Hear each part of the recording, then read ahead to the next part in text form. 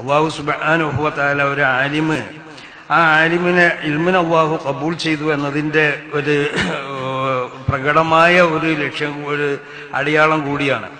അള്ളാഹു സുബ്ഹാനഹു വ തആല ഇഷ്ടപ്പെട്ടതായ ഒരു സംഘടനയിൽ പ്രവർത്തിക്കാനുള്ള ഒരു മാർഗം അവർക്കുണ്ടാക്കി കൊടുക്കുക.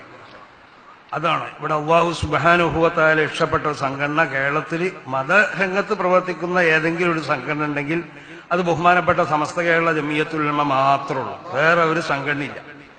അള്ളാഹു ഇഷ്ടപ്പെട്ട ഒരേ ഒരു സംഘടന, കുല്ലുഹും ഫിന്നാർ ഇല്ലാ വാഹിദ എന്ന് നബി സല്ലല്ലാഹു അലൈഹി വസല്ലം തങ്ങൾ വിശേഷിപ്പിച്ച ആ ഒറ്റൊരു പാർട്ടി മാത്രം വിജയത്തിന്റെ അവകാശികൾ.